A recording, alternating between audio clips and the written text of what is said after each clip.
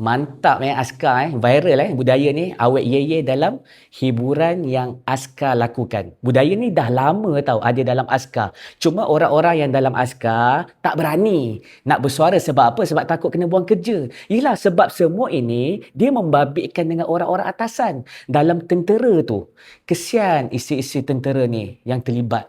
Sebab apa? Sebab dapat bekas ye tu. Call girl. Ye ni apa? Ye ni adalah awet ataupun ayam yang boleh dilanggan oleh askar. Selebihnya korang faham-faham je lah sendiri. Bila ayam ni dilanggan, confirm lah untuk memuaskan hawa nafsu sarakah mereka. Bayangkan seorang askar yang diamanahkan melindungi negara. Tetapi dalam diam-diam dilalaikan oleh budaya ye. Apa jadi bila mereka yang sepatutnya menjadi perisai kepada bangsa kini terjerumus dalam maksiat yang memusnahkan iman mereka. Kita tidak menyebut individu tetapi kita sebut soal budaya dalam setengah kalangan askar. Wujudnya budaya ye ni di mana pegawai muda ditekan untuk melayan kemahuan pegawai atasan. Hiburan liar, arak, perempuan yang dipanggil ye ni, semua ini dijadikan seolah-olah budaya normal dalam askar. Sebagai orang Islam, kita tahu bahawa pertolongan Allah datang dengan takwa.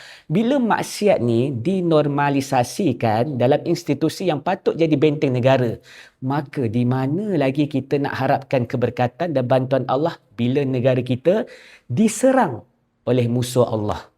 Tanpa akhlak, tanpa menjaga agama, mustahil kita dapat pertahankan negara dengan sebenar-benarnya ikut panduan Allah Azza wa Jalla. Kita seru kepada semua orang yang terlibat untuk kembali kepada akidah yang sebenar dan bersihkan diri daripada dosa maksiat ni. Ingat, amanah pertahanan bukan sekadar fizikal tapi rohani. Jangan biarkan budaya rosak ini menjadi penghalang turunnya rahmat dan bantuan Allah Azza wa Jalla. Kepada pihak tentera, polis dan sesiapa saja yang bekerja dengan kerajaan maupun Perdana Menteri, gaji anda, allowance anda, pencen anda semua dari rakyat. Rakyat meletakkan kepercayaan kepada anda tetapi anda mengkhianati tanggungjawab yang telah diamanahkan.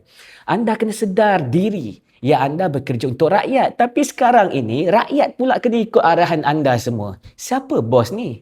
Kata sistem demokrasi British, silalah baca undang-undang perlembagaan yang anda bekerja untuk rakyat. Jadi rakyat berhak bersuara.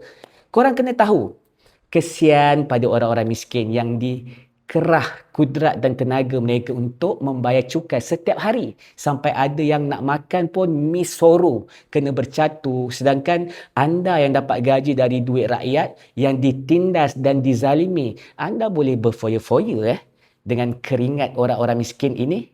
Memang tak patutlah. Kepada korang tolonglah bantu kongsikan video ini supaya ia menjadi sumber kesedaran. Kita bukan nak menghukum individu tapi nak hapuskan budaya yang boleh merosakkan agama. Sebarkan dakwah ini supaya kita semua kembali kepada takwa dan pertolongan Allah Azza wa Jalla. Kita kena ingat, pada hari ini kita dalam satu sistem yang dibawa oleh British. Selagi kita tidak tukar sistem kafarah ini, maka selagi itulah Islam akan terus ditindas dan ditindas.